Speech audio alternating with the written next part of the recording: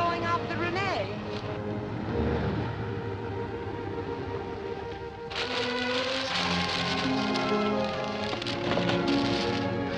No harm done. Just a question of protecting it from sun and dust. How could I get along without you, Wayne? How can I ever repay you? That's all, darling. Remember, Harlow expects me at 6. Oh, can't we forget about Harlow? He says it's important. Well, I have to show him some consideration, don't I, darling? After all, he is my husband.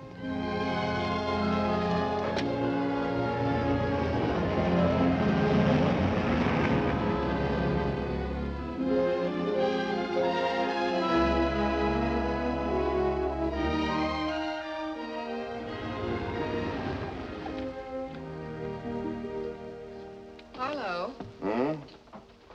does your wife drive a yellow convertible? Used to be my convertible. She's here, right on time.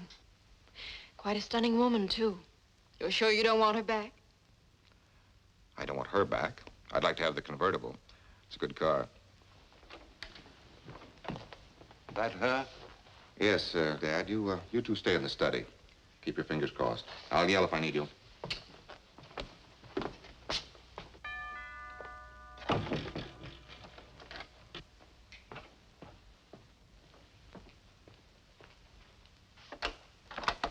Come in, Carolyn. It was sweet of you to invite me. Well, what have you been up to these days, Harlow? Working? Care for martini? Love one. I've been reading about you in the newspapers lately. About me? About the Carolyn Grant art studio. One columnist in particular seems to be giving you quite a lot of free publicity. Writes for the Daily Chronicle. It's Wayne Vincent. Yes, the studio really owes a lot to Mr. Vincent. And not just from his plugs and his column either. You might call him a silent partner. Do you employ him? In a way, yes. As you know, art critics don't make much money. So on the side, for a small fee, Mr. Vincent helps me select the right paintings for the right prices. Carolyn, I'll get to the point. No doubt you're wondering why I asked you here. Naturally. I want a divorce. Harlow, I seem to recall a certain day, almost 2 years ago, when you and I agreed that our temperaments just wouldn't make for a happy marriage. At that time, I suggested divorce myself. You were the one who wanted this arrangement for living separately. Well, it seems simpler that way. Besides, I never dreamed I'd want to marry again. Sounds like you're in love. Can you think of any reason why I shouldn't be? Yes, I can think of one reason. What's that? You're already married. That's why I'm asking you to divorce me. But Harlow, I'm quite happy with our present arrangement. You know, I've been reading the papers, too. Your company seems to be expanding by the day. Now, why should I agree to a set alimony when under the present arrangement, my own income expands with yours? We're not living together. Yet I pay the bills as if we were man and wife. We are man and wife. Perhaps you're lonely, darling. Perhaps you'd like me to move back with you again. Perish the thought. The only way you can perish that thought is to pay for it. I am paying for it. And you'll continue to pay for it on the 1st of every month. Carolyn, when a man pays for his freedom, he'd like to enjoy that freedom. But Harlow, the courts don't allow two parties to just agree on a divorce. Why, it's done all the time. Well, it won't be done this time. I have no intention of suing you.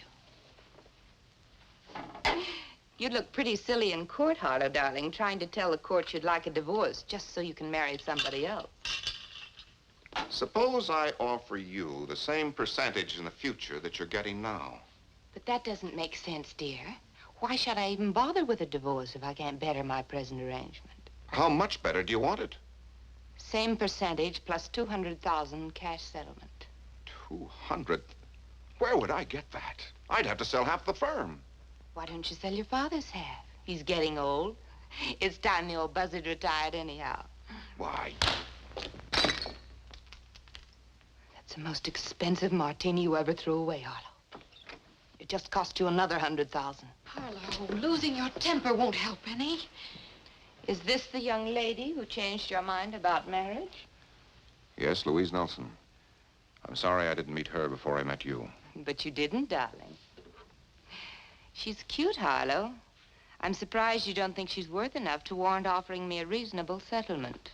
I did offer you a reasonable settlement. Carolyn, if you'll accept his offer, I'll add my check to it. $30,000. $30,000. That's not a settlement, Pop. That's a tip.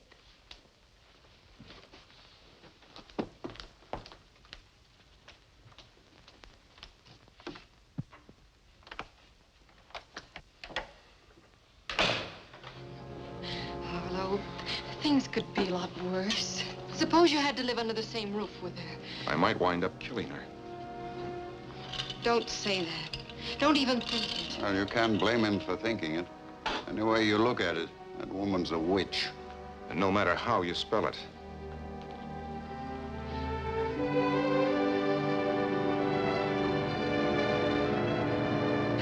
Good morning, Miss Allen. Hi, Otto. I forgot my key again this morning. Will you let me in, please? Oh, sure thing. You don't have to worry about your key as long as I've got mine. I guess in the future I better wear it on a chain around my neck. There you are, Miss Allen. Thank you.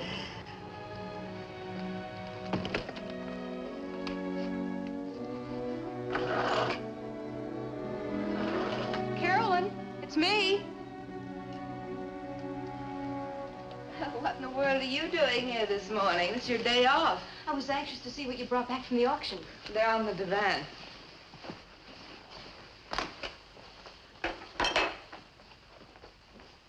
Oh, it's lovely. Who did it? Young chap just out of art school. Mr. Vincent heard about him on his last trip to San Francisco. We got it for 75. Mr. Vincent thinks we can sell it for 300. Carolyn, it's an Albert Rene. Huh? For only 500. Must be worth 1,000. Listen to what art critic Wayne Vincent writes about us today. Your columnist has just learned that the Carolyn Grant studio out Beverly Hills way will next week show a collection of Albert Rene originals, which should create quite a stir among art lovers. One painting, a seascape of realistic tone and color, is rumored to be one of Rene's best. We shall be eager to study this fine painting, which Rene has so aptly called Gray Sea at Dawn. With a review like that, you should sell it for more than 1,000. 1,600.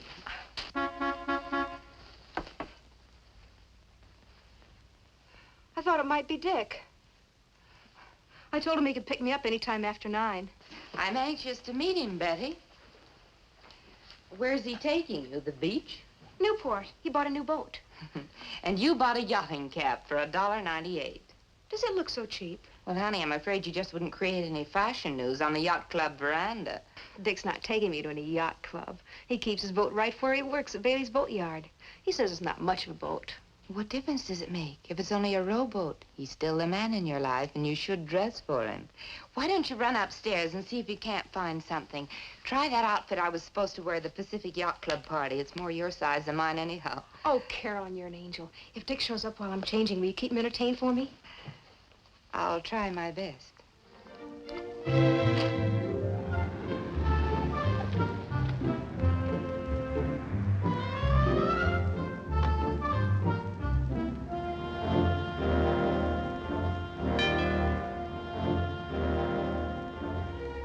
Carolyn? Take your time, dear. I'll get it.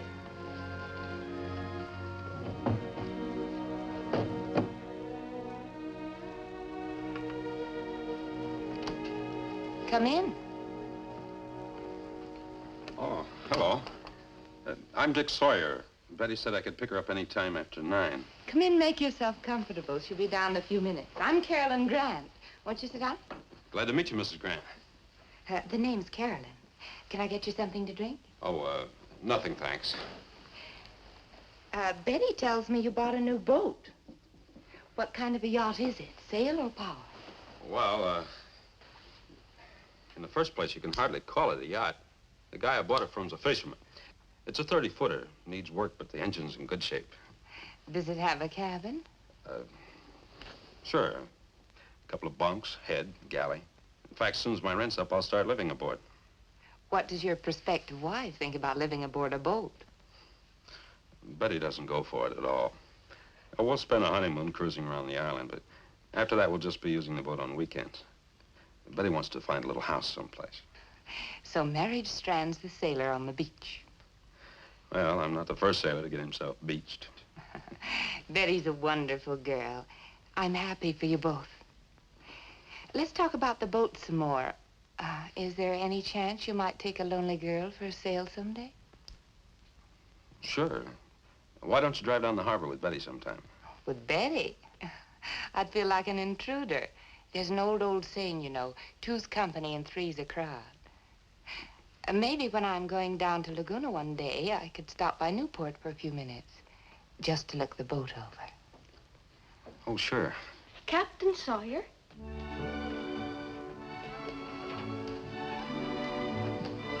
Wow.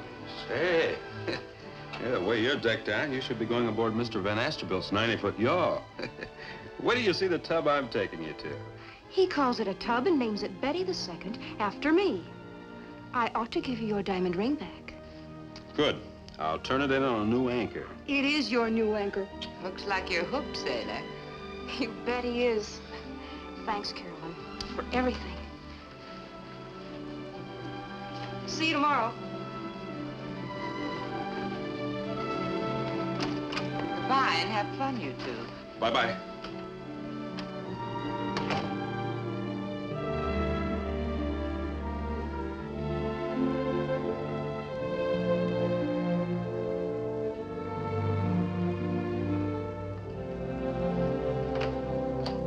Come on in, honey. Be with you in a minute. Be thinking about where you'd like to have lunch. Almost any place is fine, dear. Tell me, what did your attorney have to say? Nothing we don't know already. Carolyn's price for divorce is blackmail. Robbery, call it whatever you like. It's legal when a woman calls it alimony. How about you divorcing her? No grounds. The best solution so far has come from Dad. What was that? He's offered to pay Carolyn's price himself. $300,000. How could he? By following Carolyn's suggestion, selling his interest in the company. Oh, Harlow, that company's been his whole life. You couldn't accept a sacrifice like that from him. I know I couldn't. Thanks, honey. I was hoping you'd say that. We'll think of something. I don't know what, but something. I'm going to see her attorney this afternoon.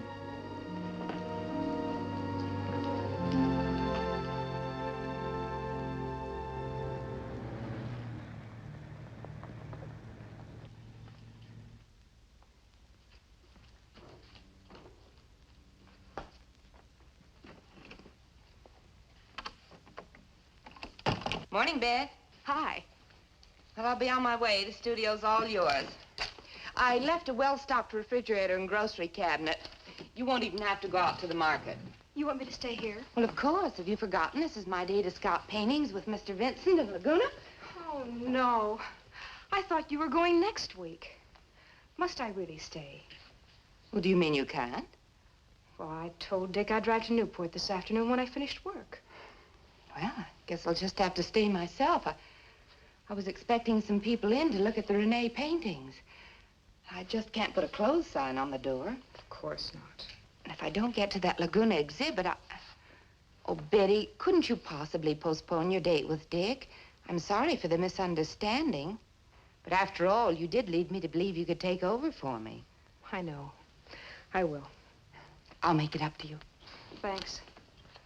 Mind if I put in a call to Newport? Of course not. Don't be silly. And tell Dick I'm very sorry for the misunderstanding. Oh, I'm late. I was supposed to pick up Mr. Vincent at 9. If he calls, tell him I'm on the way over. And thanks a million.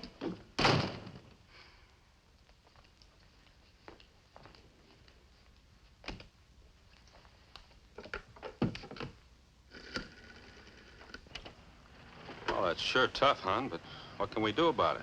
If you gotta work, you gotta work. What do you mean, take some other gal out? Oh, I might take the boat out for a few hours, maybe fish a little. But if I go, I'll go along.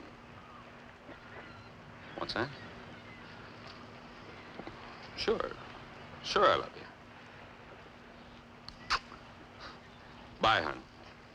Thanks for the use of the phone. Don't mention it.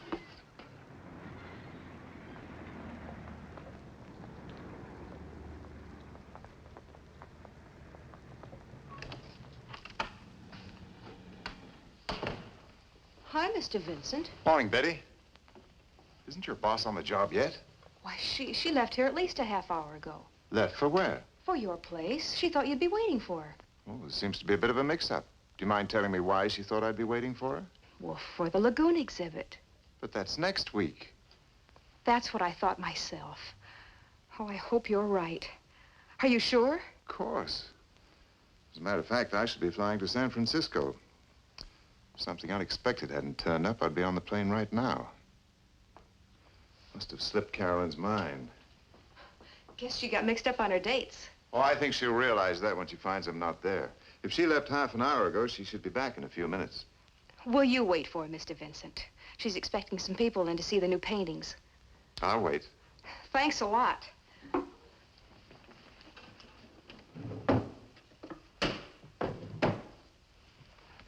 Bye, Mr. Vincent. Just tell Carolyn I went to Newport after all. She'll understand.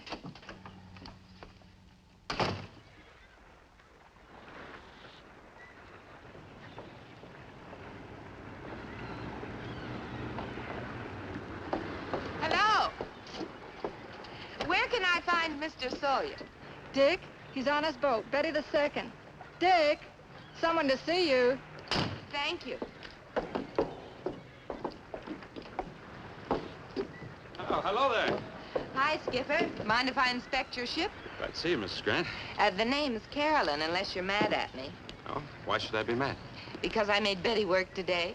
Well, work's work. I was passing on my way to Laguna and thought maybe you'd show me your new boat. Sure thing.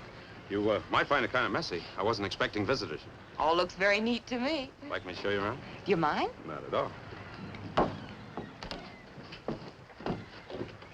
The engine's a Grayson Marine Master. I'd much rather have one of those new baby diesels, but beggars can't be choosers. A lot of special equipment came with it. Automatic pilot, ship-to-shore phone, even a new pump in the live bait tank. Oh, what are those long poles? Outriggers. They keep your lines from fouling when you troll. Troll? I guess I'm pretty stupid, Dick. I don't know what that means either. Well, you run your fish lines out over the end of the poles, and swing the poles out to each side of the boat, and then throttle down the slow speed, keep chugging along, you catch a fish. I hear there's a big run of albacore outside the harbor right now. I'm going out and see if I can't catch a few. Oh, I'm sorry that I'm keeping you from fishing. I'm in no hurry. Anybody going with you? Well, Betty was. Until I was mean enough to make her work. Would I be even meaner if I replaced Betty on this fishing jaunt? How long do you expect to be out? Oh, a few hours, I guess. Mind if I go along? Well, not if you don't mind getting salt spray all over your clothes. There's quite a chop in the channel today. I don't mind, not if you'll teach me how to catch albacore. When do we start? It's as easy as this.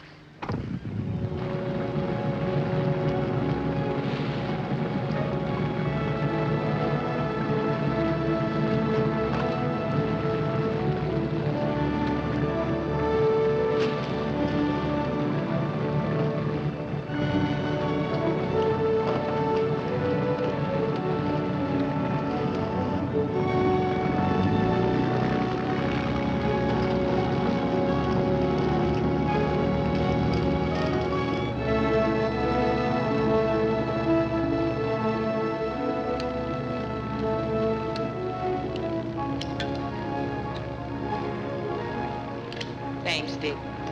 You're welcome.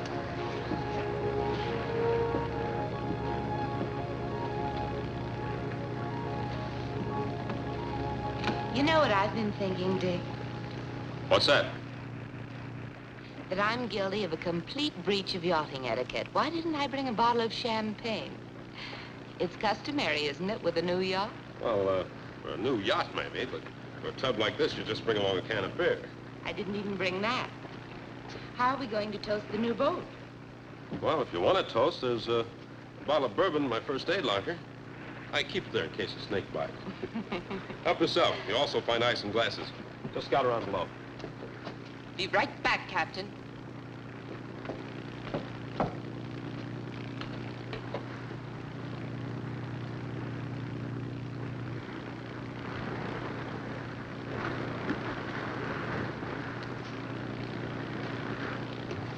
Find everything you need down there? Everything but the ice. Oh, it's in the locker under the galley sink. I'll get it for you.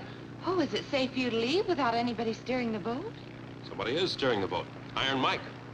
Now, don't look so puzzled. Iron Mike's an automatic pilot. Can hold a course as well as any helmsman. It's amazing.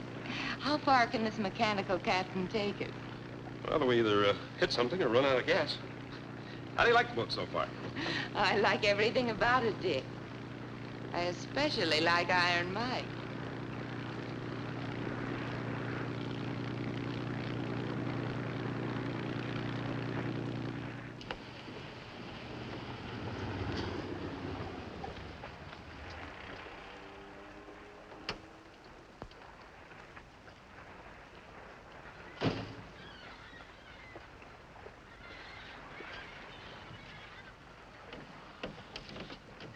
Virginia? Hi, Daddy. Thought I might be able to catch Dick before he went fishing. When did he leave? They left an hour ago, Dick and the lady. Did they say when they'd be back? No, they didn't say. Thanks, Virginia.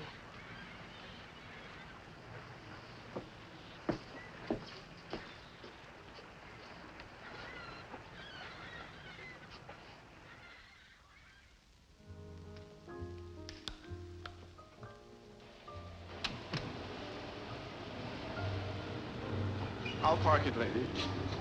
About how long do you think you'll be? Only a couple of minutes. We're picking someone up. Can I just leave it here? I'll be fine, miss. I'll bring him right out, Louise.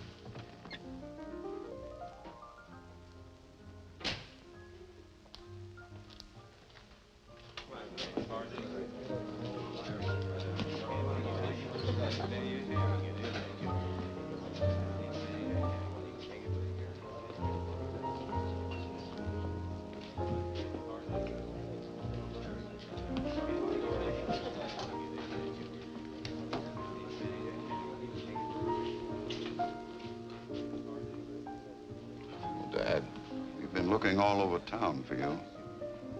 how did you happen to look here? We got tired touring all the bars. We started to phone. Louise is outside. You've been pretty worried. I've been pretty worried myself. Let's be sensible, boy. You can't solve your problem with that stuff. Then how can I solve my problem? You tell me. Yes, sir. What'll it be? Oh, thank you. We're leaving. I hate to have Louise see you like this, but you've kept her waiting long enough. You said it, Dad. I have kept her waiting long enough. Oh, let's face it. Carolyn isn't going to give me a divorce. We all know it. Can I ask a girl like Louise to wait forever? You know I can't. The sooner she gets out of my life, the better. For her, I mean. Did you see Carolyn's attorney? Why do you think I'm sitting on this bar stool? Was Carolyn there, too? Out of town. Maybe it's a good thing she wasn't there. I might have kicked her teeth in. What did her attorney say? Same thing. Divorce on Carolyn's terms or no divorce at all.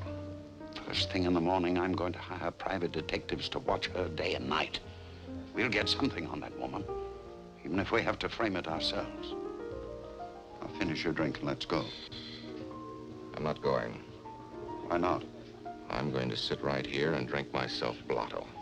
Where's your car? The parking lot. No one will steal it. I locked it. I'm not afraid of anyone stealing it. I'm worried about you driving it. Give me your keys. Dad, I know what I'm doing. Do you? I wonder.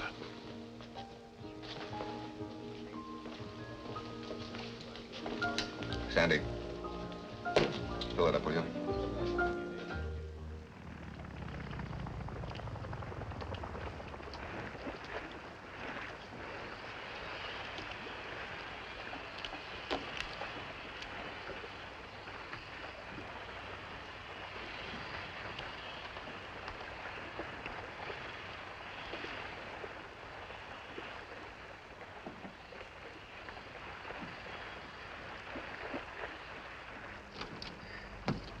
Thanks, Dick. It was wonderful. Glad you enjoyed it.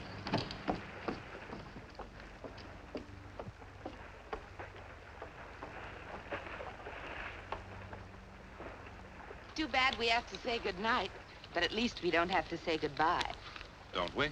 There's a dinner dance at the yacht club next Saturday night. It's formal. You'll have to wear a tuxedo. But it'll be a grand time, Dick, just for the two of us. You will take me, won't you? How can I? Why not? Well, because. The first reason, I think you forgot something. You're married. Harlow? Don't be silly, darling. I can forget Harlow. But I can't forget Betty. That's reason number 2. Is there a third reason? I don't own a tuxedo. When a guy like me buys a boat, there just isn't any money left for one of those yacht club waiters. I'll buy you one. There's a men's tailor right in my court. Are you kidding? You think I'd let a woman buy me a suit of clothes? Why not, if she has the money and if it pleases her to buy you a present? Wouldn't please me, and I don't think it'd please Betty either. Well, does she have to know? Carolyn, let's get something straight. I gave a ring to a gal named Betty Allen. I gave it to her for keeps. Well, I'm afraid she'll give it right back to you, darling, when she finds you invited me on the little rendezvous on your boat today. Now, wait a minute, Carolyn. Let's get something else straight. I didn't invite you on that boat today. You invited yourself. That's not what I'd tell Betty. Oh? What would you tell her? Oh, I'm sure I could invent quite a shocking incident if I had to, darling. You mean you'd tell her a batch of lies? Well, only if you forced me to. Only if we don't have our date. I don't seem to get this. Are you trying to blackmail me? Oh, that's a nasty word, darling. I must ask you to apologize, and then you can kiss me goodnight. Oh, Dick. Betty said to give you this whenever you and Mrs. Grant got back.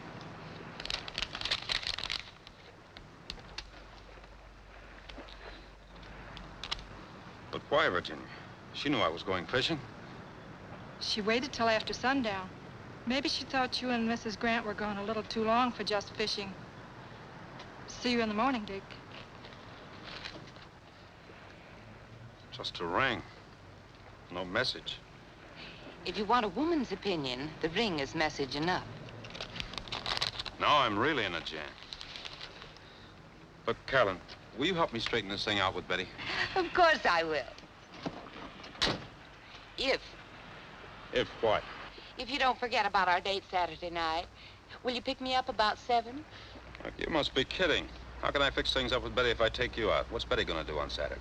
Oh, I'll see that she has to work at the studio all weekend. Kiss me goodnight. Carolyn. You know, I spent 6 years in a merchant marine. And I ran into an awful lot of no-good women in just about every part of the world. But I never once ran into one like you.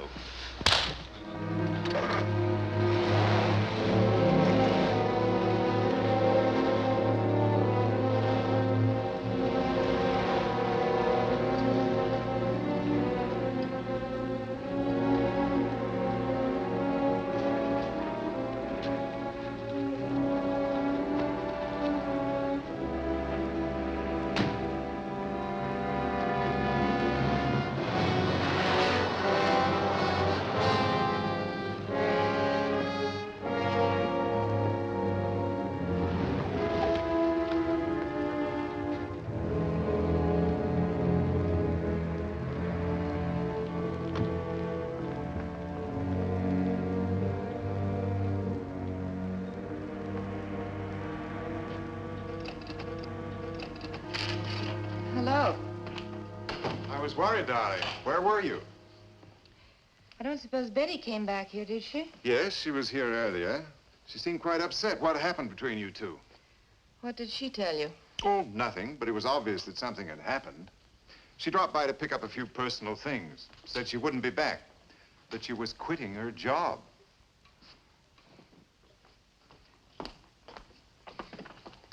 Wayne, if I can reach her, I'd like to talk to her privately. Why don't you run along? It's late. I'll call you tomorrow. She said earlier this morning that there'd been a bit of a mix-up about the art exhibit. Did you really drive all the way to Laguna, or where did you go? Wayne, I am well over 21, and you don't happen to be my husband. I see no reason why you should demand to know where I went. I wasn't demanding. I was just wondering. And speaking of where I was, where were you? I thought you had to fly to San Francisco today for the paper.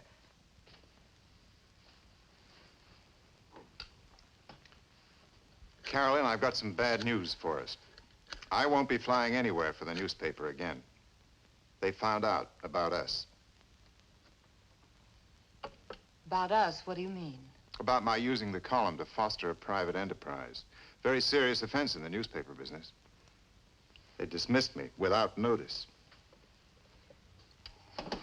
Oh, don't worry about that, dear. With your talent, you can easily get a column into some other paper, and then we can just go on as before. Why don't you try the Star-Dispatch? They sell more papers anyhow. And if they sell more papers, we sell more paintings. No, you don't understand. I won't be able to write a column for any newspaper in the country, or any other type of publication for that matter. You mean you've been blacklisted? I'm afraid so. This really is serious. Without the help of your column, my sales are bound to drop. But I can still help you buy. Well, how much buying can I do if my sales drop off to nothing? We'll retrench, Carolyn. After all, we have one thing to be thankful for. We still have each other. But you have no job. What do you expect me to do, support you from now on? No, of course not. I can find some other work in another line, something not in the art field. Well, what else do you know except in the art field? What good are you to me if you work in some gas station? If I need my car washed, I can stop down at the corner. Good night, Wayne. I don't believe it. I lose my job, my career, my future in the art business, all for you, and now you throw me out. You never cared for me at all, did you? Let's not be silly, Wayne. If it's love I wanted, I'm still young enough. I don't have to settle for a man your age. Oh, don't be an old fool! I'm sorry.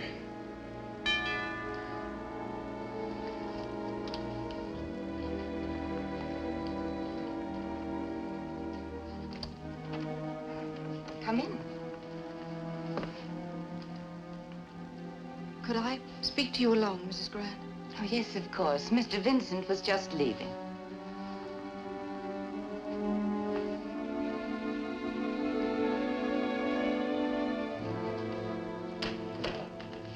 Will you please be brief? It's late. Yes, I know it's late, but well, I saw your lights, and it's most important that I talk to you. I'm sure you can guess why I'm here. To try and make you see that your present attitude isn't helping anyone, Mrs. Grant. Not even yourself. I'm quite able to look after myself, thank you. Must you take care of yourself at the expense of 3 lives? Your life, Harlow's, and who's the third person? Your own. You're young and attractive. You have talent. Harlow's willing to make any kind of a reasonable settlement. I'm sure that with all that and your own I can freedom... take care of my own future in my own way. Good night.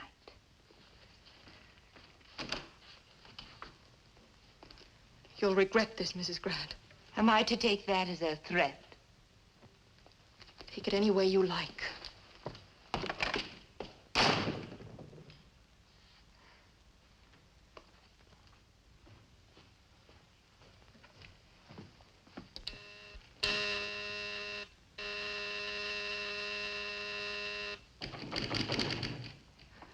Who is it? Dick, I've got to talk to you. It's too late. There's nothing to talk about. There's everything to talk about. Now, look, honey. It's no use, Dick. We're finished. Ah. So you're not even going to give me a chance to explain? What's there to explain? Everything. In the first place, that woman's not worth you and I breaking up over. Apparently you thought she was. Oh, please, Betty. That's not true. Isn't it? Listen, honey, I was going to take the boat out anyway today. When Carolyn invited herself along, I didn't have any... She didn't invite herself. You invited her. Where'd you get that idea? Carolyn. She called me not 2 minutes ago. And told you I invited her on the boat. She also told me you invited her for a weekend at the island. Of course, invited might not be the right word. Honey, that woman's an out-and-out liar. I didn't invite her any place. Do you expect me to believe that? Sure I do. Are you going to take her word against the word of the man you're engaged to marry? The man I was engaged to marry. Just leave, Dick, and please don't ever come back. Maybe there's still a chance for you to lure Carolyn on your boat again. And no doubt you can. I know Carolyn. Yeah, but apparently you don't know me. If I ever get her on that boat again, it's going to be for one purpose only. to shove her overboard right in the middle of the Pacific Ocean.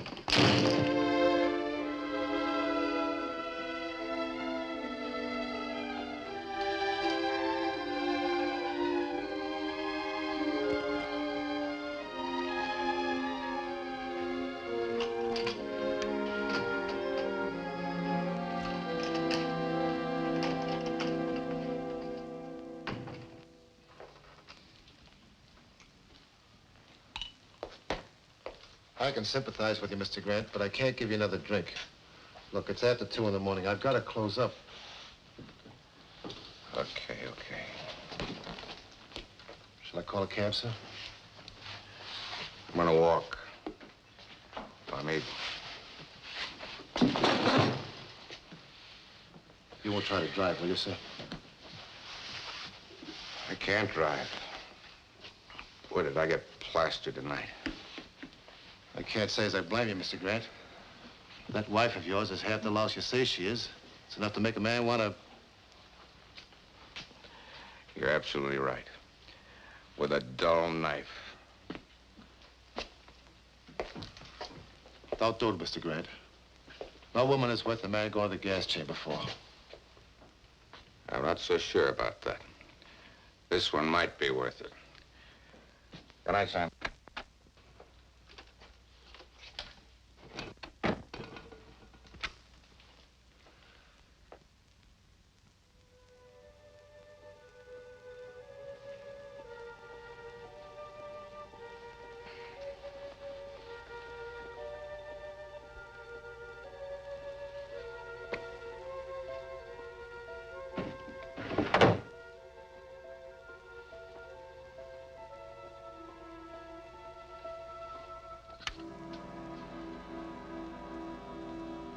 Betty, is that you?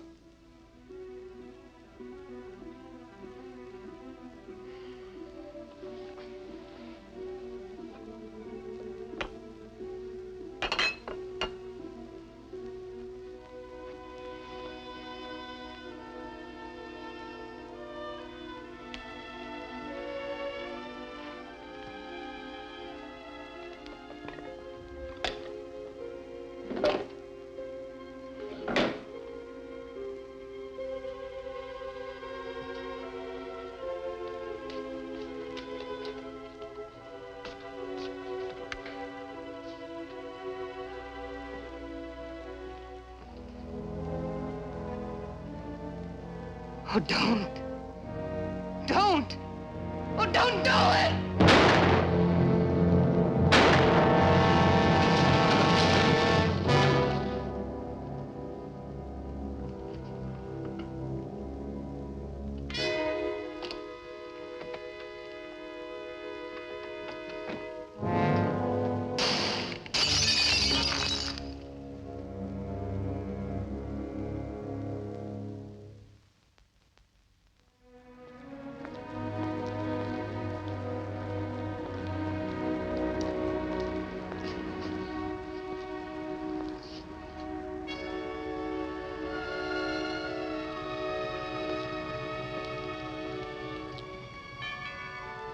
Mrs. Grant! Mrs. Grant! It's Otto!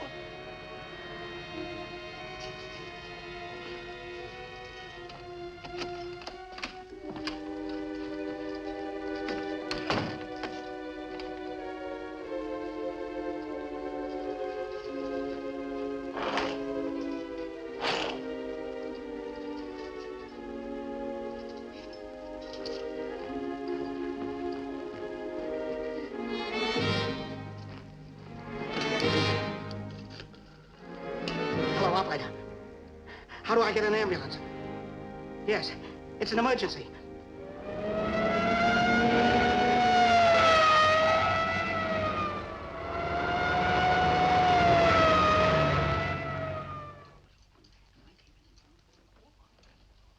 You want any more pictures, Lieutenant? I'll have to go out to the car and get some flash bulbs. That's all right, we're covered. That'll be it, boys.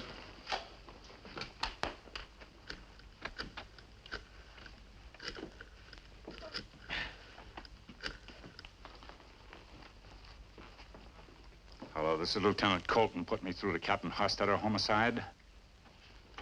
Teddy, here's the score. Full name's Carolyn Ellenson Grant, age 29, married, but she hadn't been living with her husband for 2 years. They didn't get along together. Sure, I'll talk to the husband. Name's Harlow Grant, connected with some local chemical company. I got his home address from the man who found the body, Otto Peterson. He's the janitor here. Caretaker, sir. Oh, caretaker. Anyhow, he also gave me the address of a young woman named Betty Allen. Seems she worked for Mrs. Grant in the art business, but they had a disagreement. And Betty Allen quit her job. Sure, I'll talk to her. I sent Wells to pick them both up, the husband and the Allen girl.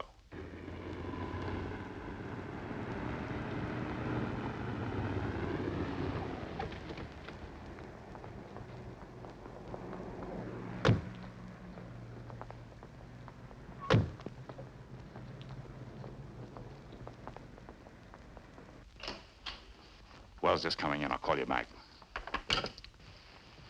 Miss Allen, Mr. Grant, this is Lieutenant Colton. The sergeant says that she was murdered. But you don't think it was a burglar. A burglar doesn't leave a handbag with $500 in it. To say nothing of the jewelry on the dresser upstairs and all this art down here. Then who do you suspect? We were hoping that you could help us. I don't think I can. What about you, Miss Allen? I'm afraid I can't help either. When did you last see Carolyn Grant? Well, about a week ago. She stopped by my house for cocktails. And you, Miss Allen? Yesterday morning. The caretaker says that you came around here and quit your job last night. I did come here in the early evening, but I didn't see Carolyn. She'd gone to Lagoon and she wasn't home yet. So I left. As I was leaving, I saw the caretaker and I told him I was quitting. Why were you quitting? To get married. Are you sure about that, Miss Allen? The caretaker said you were upset. You and Mrs. Grant didn't quarrel, did you? No, of course not. We were always the best of friends. Miss Allen, how long have you been engaged? About almost 5 months now. Don't you have an engagement ring? I do, but it's at the jeweler's now. I lost a small stone. I haven't told Dick about it yet. Mm-hmm. Mr. Grant, your wife died shortly after 3 a.m. Her watch stopped. It broke when she fell down the stairs. Well, I thought you... You mean she was killed by a fall? She was killed by a gun. And we're going to have to ask both you and Miss Allen to prove where you were at 3 a.m. In other words, I have to produce a witness for that hour? Exactly. Where were you, Miss Allen? At my apartment. Alone? No. Dick was with me. Till almost 4, and then he drove back to Newport. He lives in Newport. Yes. He lives on his boat at Bailey's Boatyard. If we should have to talk to him, Miss Allen, I promise not to disclose the secret of your missing engagement ring. So you can entrust us with his full name. What is it? Dick Sawyer. Richard Sawyer.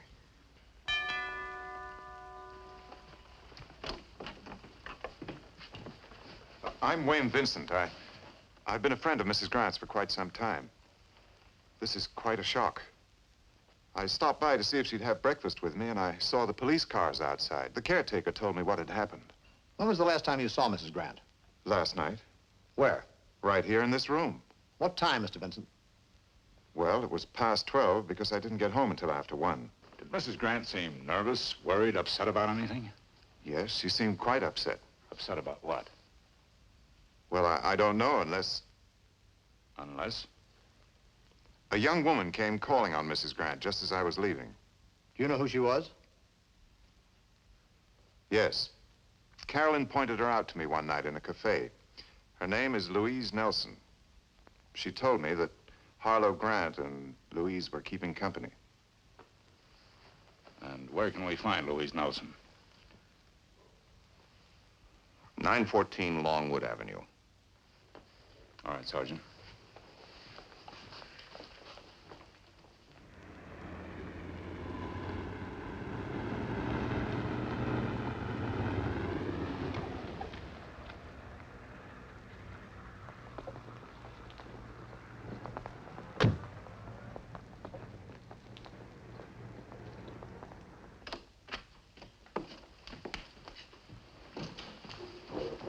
Lieutenant's upstairs. We'll talk to you in a few minutes, Miss Nelson.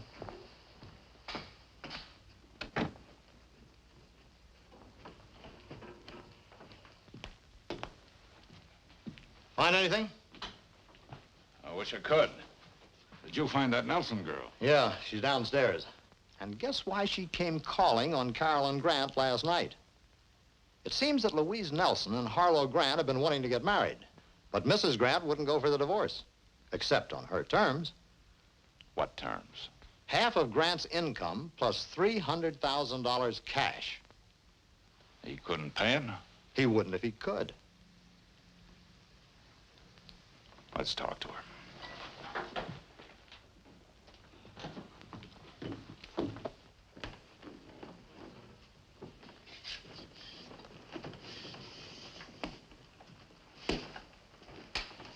Miss Nelson, I understand you came here last night to ask Mrs. Grant to divorce her husband.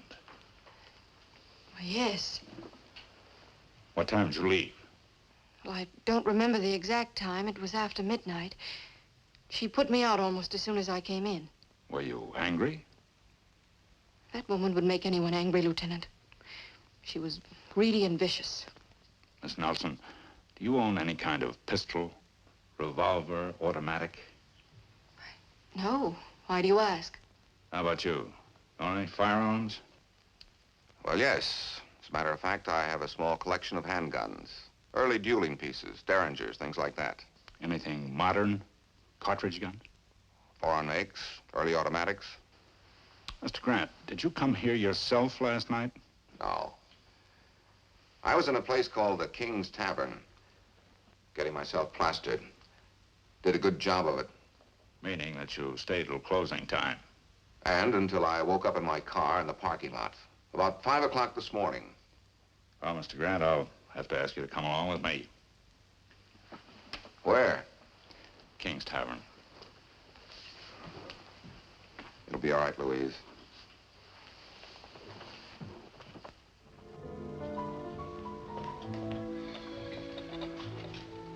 I can use this.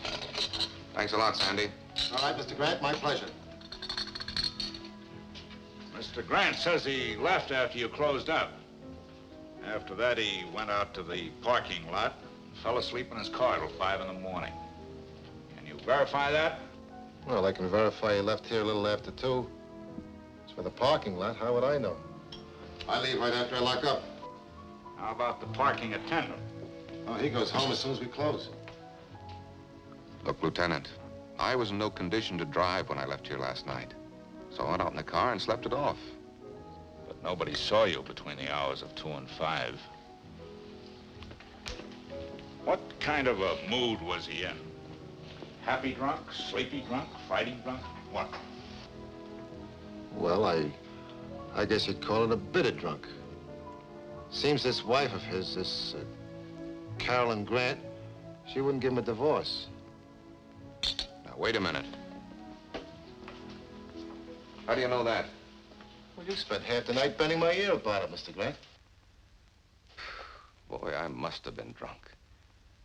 I don't remember. Do you, by any chance, remember driving over to Carolyn Grant's studio at 3 a.m.? Look, I told you before. I didn't drive anywhere last night. Where did he say he was going after he left? He didn't say. All he said was... Said what? Well, I guess he was kidding. Kidding about what? About getting rid of his wife with a dull knife. Sandy, I might have said it, but I didn't mean it. Oh, I know that, Mr. Grant. What else did he say? Well, when I told him that no woman was worth the man going to the gas chamber for, he said, I'm not so sure. Maybe this one is worth it. Was his wife killed with a dull knife? With a gun. Let's go down and take a look at your collection, Mr. Grant. I may want to show it to a friend of mine downtown. He's quite a collector himself. Works for the police department. Bureau of Ballistics. That's fine. Call me again. Yeah. What's the report from ballistics? Carolyn Grant was killed with a .25 caliber automatic. German make, pocket Mauser. Fires a special cartridge. Very few of them in the country. Sounds sort of like a collector's item. I never owned a gun like that in my life. You could be telling the truth. How do we know? We haven't found the murder weapon yet.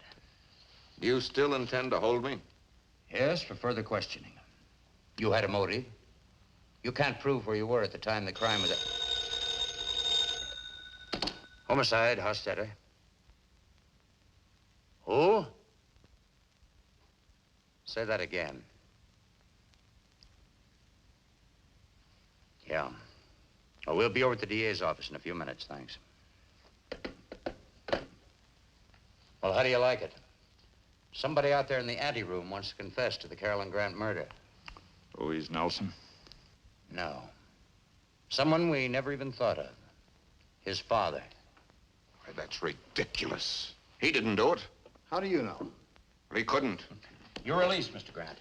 We can't hold you for a crime that somebody else admits to. All right, Sergeant. Come on, Grant. Wait a minute. Do you really believe that? And goodbye, Mr. Grant.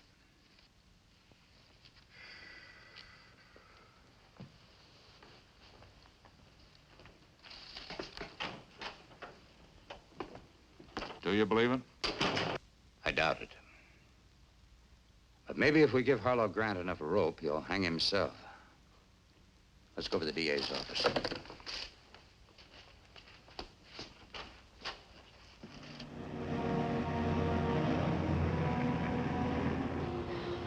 Harlow, there must be something we can do to help your father. Maybe there is. Do you think we can get into Carolyn's studio? I don't know why not. The place is legally yours now. I mean, do you think the police will let us in? I think so.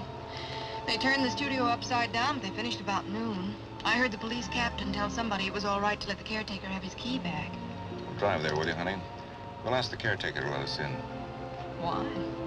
Well, for one reason, I want to dispose of Carolyn's personal belongings. For another, I think we ought to pack the art stuff and get it ready to move. Both of those reasons are honest enough. We ought to be good enough for the caretaker. What's your real reason for wanting to go there? Blind hope. I found you another box, Mr. Grant. Thanks, Otto. I don't think we'll need it. We've packed all the art goods, and I'll put Mrs. Grant's clothing in her luggage. Otto, who else had a key to this door? I mean, other than Mrs. Grant? Well, me, of course. And then there was Betty Allen. She worked for Mrs. Grant. But she quit her job over the weekend. Didn't she turn in her key? Not to me, she didn't. Well, does anybody else have a key? Not that I know of. Well, what about Mrs. Grant's business partner? Didn't he have a key? Oh, Mr. Vincent? No. Mrs. Grant always let him in. Or Betty Allen. He only came around when they were here. Where can I find Betty Allen now? Where did she live, you mean? I don't know. She had an apartment on the same street with Mr. Vincent. He used to drive her home sometimes, before she bought a car. Maybe I can get her address from Mr. Vincent. Do you know where he lives? Yes, the Las Flores apartments on the corner of Highland and Harley Terrace. Thanks, Otto. We'll call you if we need anything further. Always glad to be of any help. You know, my blind hope gets better every minute. Honey, run up in Carolyn's room and close the door. What for, dear? Never mind, run along.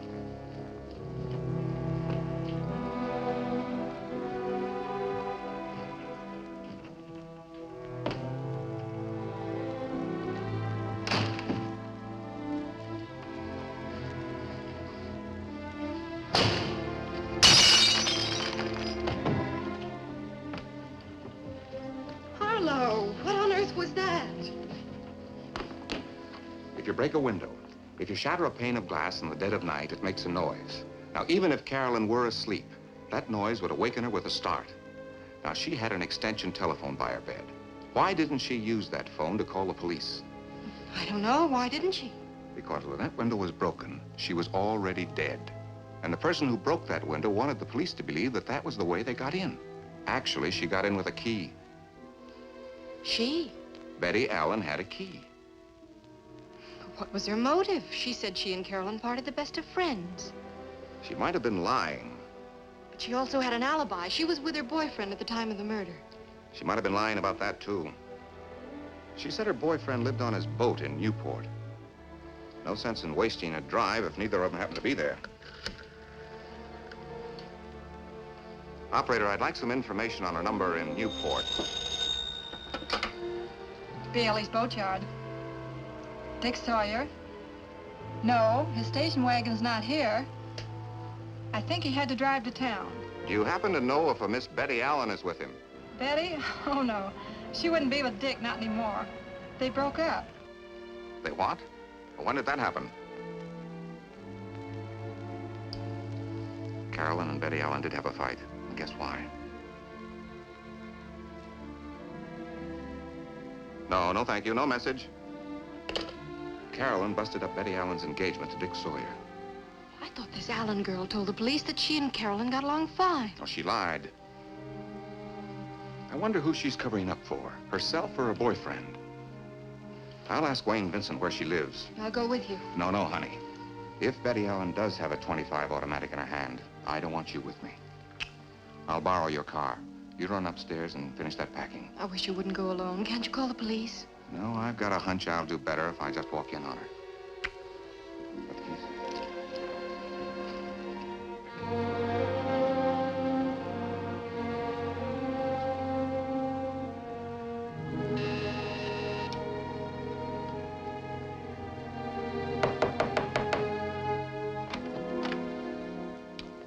Hello, Grant. I was wondering how I might contact you. Oh? What did you want to contact me about? Well, as you know, I was Mrs. Grant's business partner, and a few of the little paintings over at the studio happen to be my own personal property, and I'd like to get them back. You can stop by my home. I'll give you a card with my address. I've had all of Carolyn's art objects wrapped and stacked for the movers. They're going to pick them up the first thing in the morning, transfer them to my home. Here's the address. You can pick them up anytime after 10. Thanks. Now, I'd like to ask you for an address. The caretaker at the art studio so that you might help me find Betty Allen. Oh, yes, she's at the Fairview Court. Naturally, I always think a man's innocent until proven guilty, but the last news flash I heard on my radio said that you were still being held as a suspect. Yes, I've been released. They're now holding my father. You mean for what happened to Carolyn? Oh, surely they don't think... They may think he's guilty. I don't. He only confessed because he thought he might get me off the hook. Your father confessed? His confession won't mean a thing when they start asking him to back it up. You see, in the first place, my father's never shot a gun. He doesn't even know the make or caliber of the murder weapon. But the police know? Well, from the ballistics report. They'll ask him where he got the gun, what the caliber was, what he did with the gun after he shot Carolyn. Dad doesn't know enough about guns to make his confession stick for even a day. You say that Betty Allen is at the Fairview? Mm-hmm. It's across the street, apartment 2C. Do you mind if I ask why you're going to see Betty Allen? You may ask. I don't have time to answer.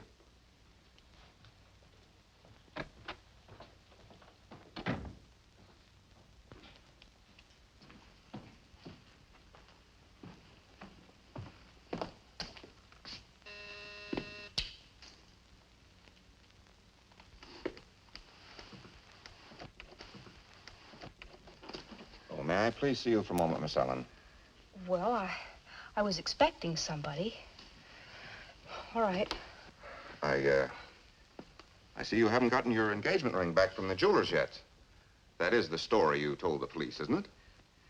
Just what are you trying to imply? That your ring never went to the jeweler's at all. That you put it in an envelope, gave it to the girl at Bailey's boatyard, asked her to give it to Dick Sawyer when he returned from his little fishing trip with Carolyn. Are there any other lies you care to accuse me of, Mr. Grant? Lots more. You said that you had no quarrel with Carolyn. That was the biggest lie of all. You quarreled with her over this fellow Dick Sawyer. She broke up your engagement with him. That's why you quit your job. That's why you killed Carolyn. I what? You've been caught in your own lies and you know it. It's about time you started telling the truth. You did kill Carolyn, didn't you? Hey, take your hands off her. Dick. So you're both in on the murder. Hey, honey, who is this joker? What's he talking about? Harlow Grant. He's her husband. He somehow found out I lied to the police. Well, then why not start telling the truth? Well, that's what I advised her. Guess I was afraid to admit I lied. Will they prosecute me for it? Well, I don't know, honey, but being prosecuted for lying isn't nearly as bad as being prosecuted for murder. Then she admits that she was lying. But not for herself. For me, she thought I killed Carolyn. Oh, not really, Dick, but I did know you left here mad enough to do something. I tried to stop you. I talked to her on the phone from Newport a couple hours ago. We got the whole mess straightened out. And I can prove that I was back in Newport before 3 a.m. Then if neither of you killed Carolyn, who did? How do we know? Do you by chance know if any of Carolyn's friends or enemies owned a .25 automatic? Do you mean one of those little German guns? A Mauser? What makes you think I meant a Mauser? I guess because the only automatic pistol I ever saw happened to be a Mauser. Wayne Vincent gave one to Carolyn for a present. Then Carolyn could have been killed with her own gun. Did she give it to anyone, loan it? I don't think so. It was still there yesterday when I cleaned up the desk. She kept it in the desk. In the top middle drawer. Did you tell the police that Carolyn owned a .25 automatic? They didn't ask me if Carolyn owned a gun. They only asked if I owned one, and I don't. Then if Carolyn were killed with her own gun, whoever killed her knew where that gun was kept. Now, don't start accusing Betty. Other people might have known where that gun was kept. That's quite possible. The police will be interested in two facts. Betty knew where the gun was. She has a key to the studio. I don't have a key. I did have, but I left it there when I quit. You left it with the caretaker? No, I left it with Wayne Vincent. He stayed at the studio yesterday while Carolyn was supposed to be in Laguna. Then Wayne Vincent had a key last night. He had your key. I guess so, unless he gave it to Carolyn or to the caretaker. Did Vincent know where Carolyn kept the gun? I suppose so. He used the desk quite often. Wayne Vincent had a key. He also had access to the gun. Can you think of any reason why he might want to kill Carolyn? Not unless she messed up his life. Like she almost messed up ours. Well, thanks for everything. Thanks a lot.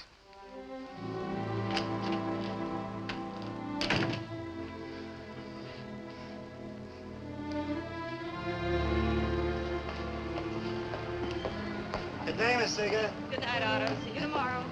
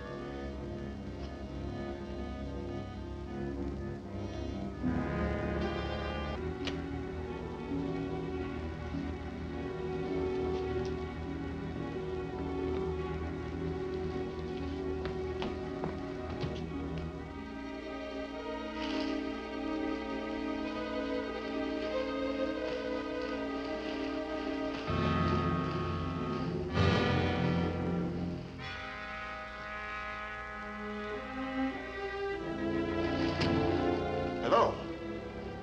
Oh. I didn't realize there was anyone here. You scared me. You scared me. I thought I'd locked the door. Oh, you did lock it.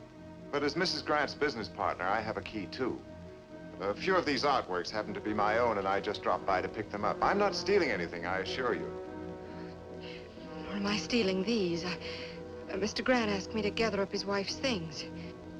Well, I hope I didn't disturb you. I'll just take a few minutes, and then I'll go. You're not disturbing me in the least. If you don't mind, I'll go on with my job. Mr. Grant's calling for me in just a few minutes.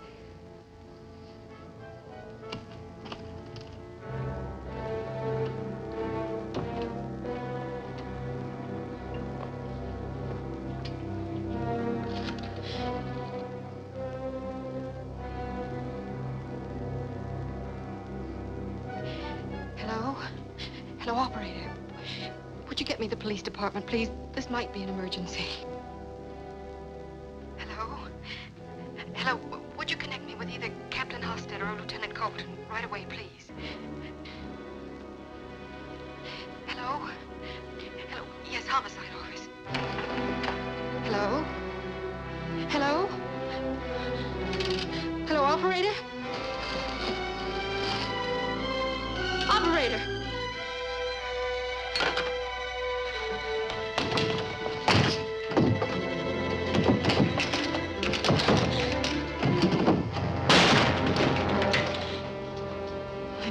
I meant it when I said Mr. Grant will be here any minute. My car's outside. If we should meet him, remember, this will be in my pocket. Tell him to get into the car with us. He can drive. If we don't meet him, you can drive. Where? I'll decide the destination. Tell him you'll be right down. Harlow, don't come in!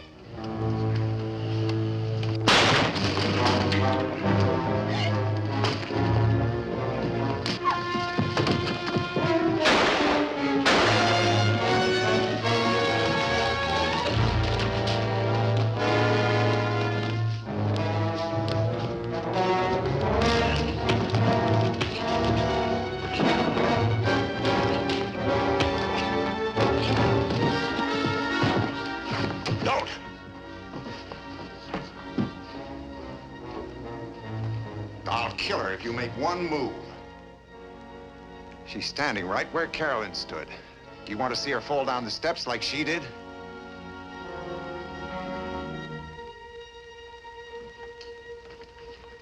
Drop it.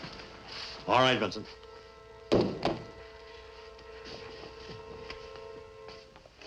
Well, look what Santa Claus brought us. Exhibit A. He took that gun out of his pocket and hid it in one of the packing cases. I was on the balcony. He didn't see me. He put the gun in one of the boxes because I was dumb enough to tell him that the boxes were being delivered to my house. Why? Because he knew that the Grant family was already in hot water. And planting the gun on the Grants would drown them. You fellas sure got here at the right time. A guardian angel must have sent you. Your guardian angel goes under the name of Captain Hostetter. He's had us tailing you ever since you were released. You follow us down to headquarters. Yeah, I'll be with you in a minute.